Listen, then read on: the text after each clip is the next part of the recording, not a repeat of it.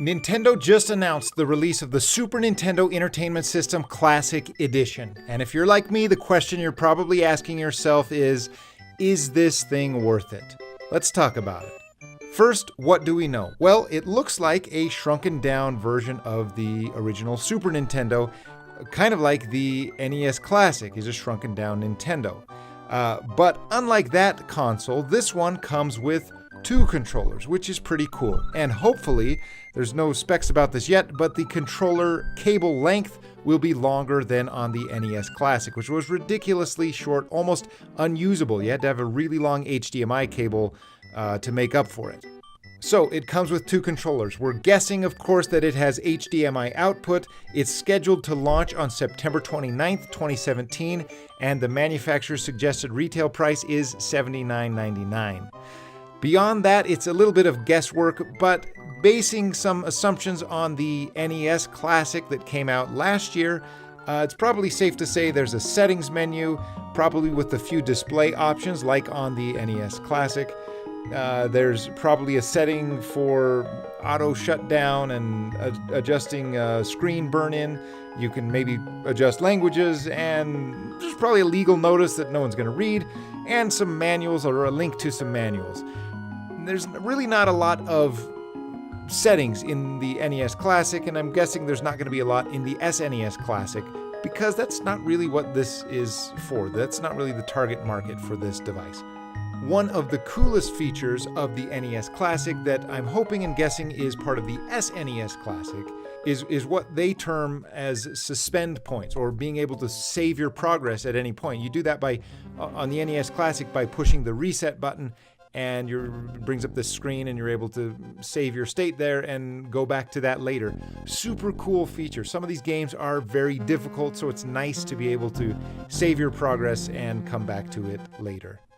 That's about it for specifications on the system itself. Now to the really important stuff, the thing that will probably make the difference in people deciding whether to buy or not. Let's look at the games list. So we're about to dive into the library, but before we do that, let's talk for just a second about if you were to buy these games individually right now, the original cartridges, you get them shipped to you or you find them at your thrift store or wherever, however you find them, how much would that run you? Well, we can get a kind of a good guess on a site called Price Charting. You've probably heard of it. You can look up different values of games for all sorts of different systems. And this is based off of eBay prices, so the going rate off of eBay, the most recent listings and sale prices. 21 games here, you type them all in. Of course, Star Fox 2 isn't there, so 20 games, type them all in, and it works out to be about $700 of cartridges, and that's just the cartridges. You'd also have to buy a Super Nintendo for, anywhere from, around $40 or so. So you're looking at about $700 to replicate this library, and that's a lot of money. Okay, so let's look at the titles that come on this more specifically. Super Mario World, a classic, one of the launch titles for this, for the Super Nintendo. One of the best Mario games ever. Some people, that's their favorite Mario. It's fantastic. If you haven't played that, I really doubt that you're watching this video. Everyone's played this game. Super Mario Kart, the game that started the Super Mario Kart series. Excellent platformer that makes use of Mode 7. Racing game that uses Mode 7. The Legend of Zelda, A Link to the Past, my all-time favorite video game ever. This is a fantastic action-adventure game. There's all sorts of puzzles and things to explore, and just an excellent, excellent game. F-Zero, a fun racing game, also Mode 7. Super Metroid, incredibly detailed and platformer adventure game. You've got to explore and lots of depth, lots of playing time here. That save state will really come in handy here. Down below, we've got Super Street Fighter 2 Turbo. This is, there are 4 Street Fighter cartridges that were released for the Super Nintendo, and if you had to pick one, this is probably the best one to put on the system. Super Punch-Out, it didn't get a lot of attention. It was released at the same time as Super Metroid, I believe, and it kind of was overshadowed by that. It's a good game. It's not quite as great and fun as Mike Tyson's Punch-Out, which this is kind of the sequel to, but still a great game. Castlevania IV, awesome, fantastic. Donkey Kong Country, great game. It used those 3D pre-rendered sprites, Mega Man X, a great successor to the 6 Mega Mans that appeared on the NES. This is the first one on the Super Nintendo. Great game. Kirby Superstar, it's 8 games in one. It's a platformer and a couple little mini games. Great inclusion, fun there. Final Fantasy III, also known as Final Fantasy VI elsewhere, an RPG game. Kirby's Dream Course is miniature golf, and a lot of people say this game does for golf, mini golf, what NBA Jam did for basketball.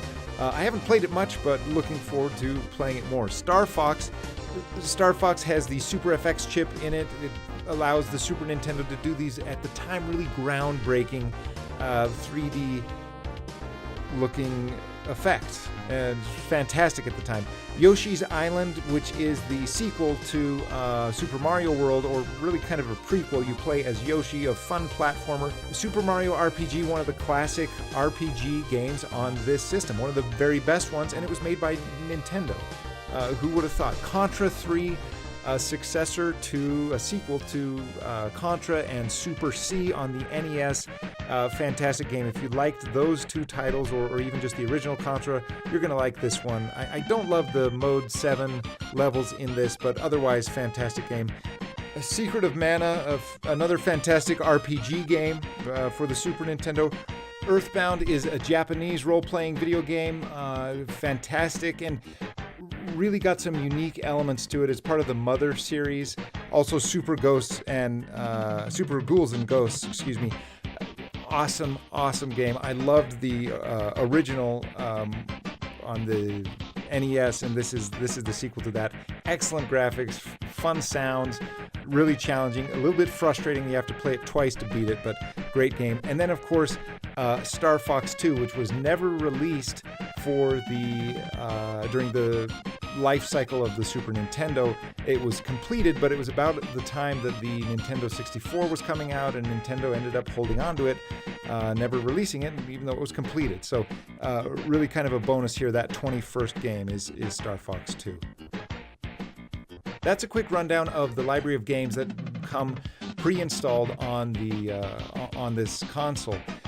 What's missing here? Well, there's a few games that I would really love to have on a console like this. First would be NBA Jam. Awesome, excellent, classic, fantastic sports game. Another is Turtles 4, Turtles in Time. That's not on here. Mortal Kombat is another. Sometimes on a lot of these, I wonder if licensing was an issue. You could ask about Earthworm Jim or Chrono Trigger, another great RPG. Super Bomberman is a really fun one. It's maybe better as a 4-player game than just as a single-player or 2-player game. Dr. Mario and Tetris are a couple other little asks. But, that's a short list of games that are great, that are missing from this. And 21 games that are just absolutely fantastic, and really a great library. Even better, in my opinion, than the NES Classic library. So it retails for $80, comes out in September. Question is this worth it? In my mind, there's a couple ways to answer that question. As a casual gamer, a fan of the SNES, if you've grew up with it and sold your system and are just looking to get back into it, this is a great buy. Great for the value, great for the convenience. What if you're a collector building a library of Super Nintendo games? Well, there's nothing quite like having the physical cartridges in your hand and actually playing off of those on the original hardware that came out 20, 30 years ago. I don't think that can be replaced or replicated in a system like this. And really, I don't think that's who they're going after.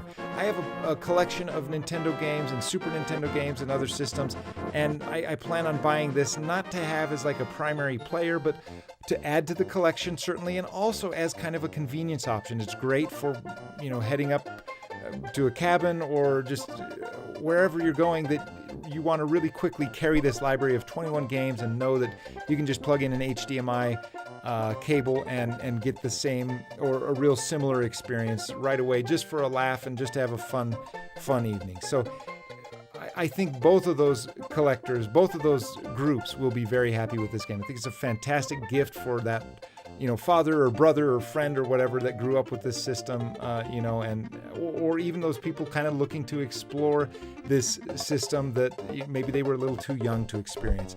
The price is right, fantastic. $80 for that, saving you quite a bit if you were to try and assemble this library on your own. If it were available now for pre-order even, I would do it. I'm looking to jump on that pre-order bandwagon just as soon as the next link opens up, or the next availability opens up. That's my 2 bits on this system. I hope it's worth your time. Thank you for watching. Please give a like, drop me a comment. What do you think about the library? What do you think would be better? What's a replacement game or something else you'd like to see on it? What did you think of this review? Please comment and subscribe and share with your friends. Thanks for watching, and happy gaming out there.